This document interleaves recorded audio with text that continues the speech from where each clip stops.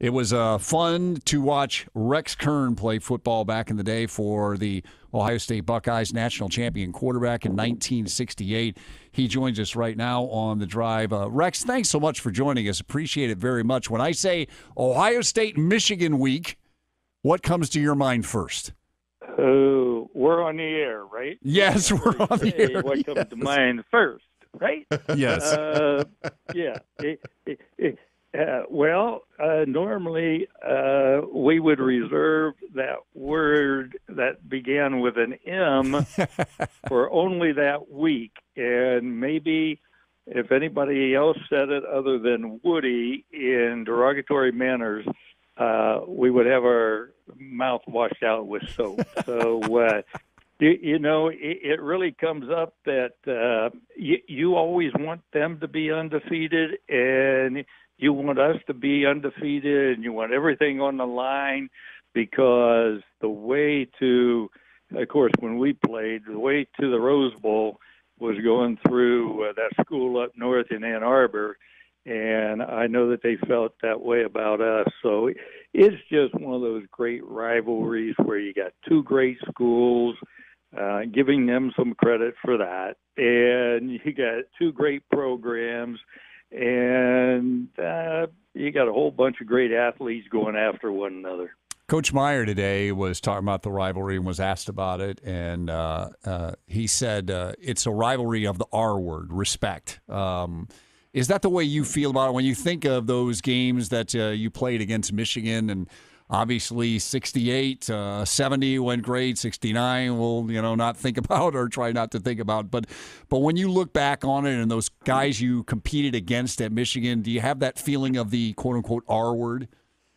Absolutely. Yeah, that's why you think the game is so great, is because the respect we have for their university, their coaching staff, their players, and hopefully they think the same way at us, because it's just a wonderful tradition, and you do have that respect for those guys.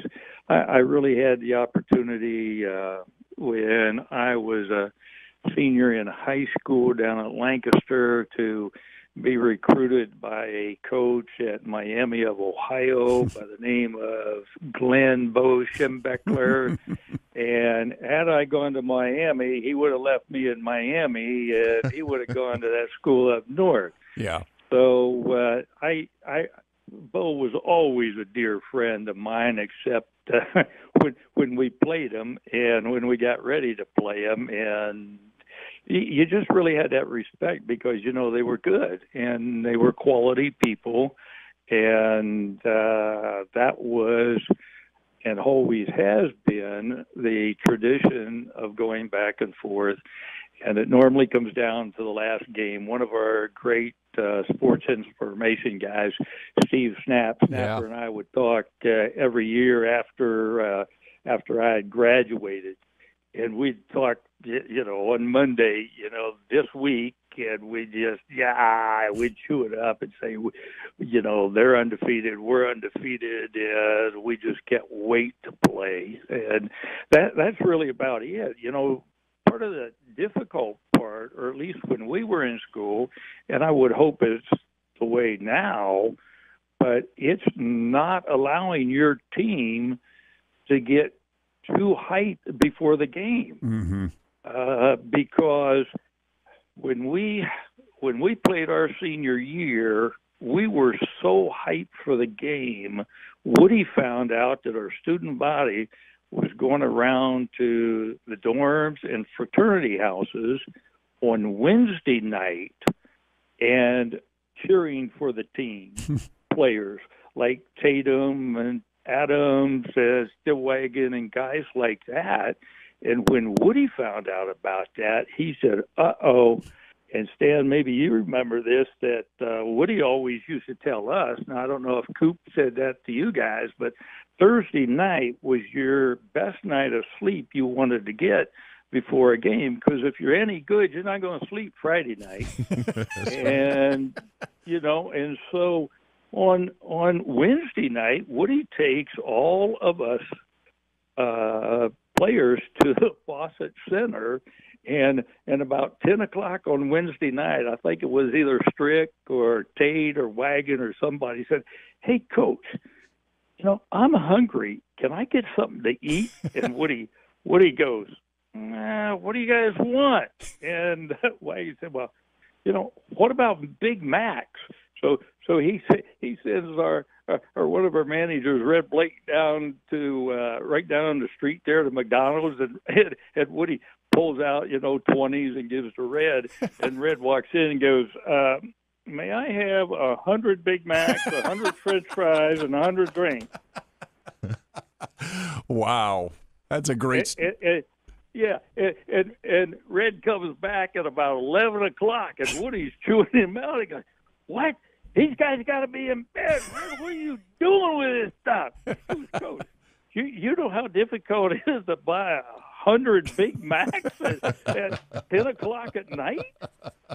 And so, that was kind of our senior year when we got ready to play those guys. And so Woody was all hyped up. We were all hyped up. And I had never heard Ohio Stadium any wilder and more vocal than our senior year, our last game as sophomores, the Super Soft in '70. It was quite electric. It was just you had to be there to appreciate it. Visiting with Rex Kern, 1968 national championship quarterback. I should say 1972. I know the bowl game didn't go the way you wanted, but it is recognized as a national championship as well at Ohio State. Stan was talking about earlier Michigan week in his era when Ohio State was struggling with John Cooper and whether, the staff got too tight during that era, just trying to figure out what went wrong those years. What about in your years? Was Woody any different Michigan week? And if so, how? How did he handle Michigan's week with the pressure of the rivalry and obviously the pressure because of the stakes of the game? He was schizophrenic.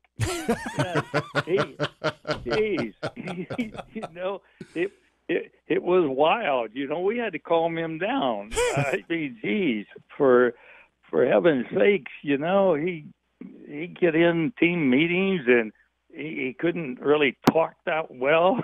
And he would be at the blackboard and, any small thing would set him off. And, he would go berserk. And I've got too lengthy of a story, guys, to tell you about what happened on it must have been Thursday of that week, our senior year. But, we always talk about Woody having a megaton, and that's when he explodes and, tears his watch off and jumps up and down and tries to tear his T-shirt. And I think Bose was kind of on his way out about that time. But, Bose and Phil Bennett and those guys used to cut Woody's hat, and they would begin to cut his T-shirt so that when he got mad, he'd rip those two things, and you'd think he was Superman. And sometimes they forgot to do that, and then it really irritated him, and he couldn't do that. So then he'd pull the watch off and jump up and down on that, and throw his cards up, and you just kind of stand back and you let it cool down. And wow! But that's how he got us ready to play, because we knew that we had to be more contained than he did in order to play. That is something. Matt, there goes my theory. Yeah, that's right. That's right. Games, we didn't. There goes. There goes my theory. Hey, and Coop was probably too collected, and he wasn't psycho enough. Should have had John Bozick cutting his shirts so he could rip them off Coop for you. wasn't a psycho. The one year he did psych out and punch the blackboard, cut his hand, we won. You won, 94. But don't worry. Don't worry. Fred Puckett was enough of a psycho for everybody. Oh, yeah, that's right. Yeah, that's right. Pug would do it and spit tuna back in your eye, wouldn't he? Hey, Rex, real quick before we go, I know tomorrow night you're at an event honoring John Hicks. When I say John Hicks, what do you think of? Oh, well, part of that story, the Wednesday or Thursday before the game, it was about Big John. He would just, Big John was sophomore that year, and he was just a big old teddy bear, and he was just trying to blend in with all the seniors, and what an athlete. But you know, as great an athlete as the big fellow was, he's a much greater person. He gave so much, he cared so much, and you just couldn't outgive the guy. Yep. And it was always funny when I'd get together with John, because it would be times when Jack Tatum and I would be around, and poor John would just pick on Jack all the time, and it was the funniest thing in the world. But it was all in good fun. But those two guys, we greatly miss those guys. No doubt about it. Yep. Yeah, tomorrow night will be a great thing. You know, the quarterback that this is named after, too, Don Umberfirth, was an outstanding quarterback for us, Stan. But I'll tell you what, that guy went on to be one of the leading cardiologists in the country, and at the Wexner Medical Center for the heart care condition that this Umberfirth Health event is named after. He and John is quite a charity, and I'm looking forward to it tomorrow night. Even though they got three of those guys coming from up north, and that should be a lot of fun too. I guess that thing starts about 5:30 or whatever, and I'm thinking, wait a minute, you got three guys from Ohio State, you got three guys from that school up north, and then you're going to have sports talk, an auction, entertainment. I think that carries us to the senior tackle. What do you think? Exactly. You're right. May not be enough time for it. Hey, Rex, thanks so much for joining us. This is a real treat, and we always love visiting with you. And go Bucks. Thanks so much. Go Bucks. Thanks, guys.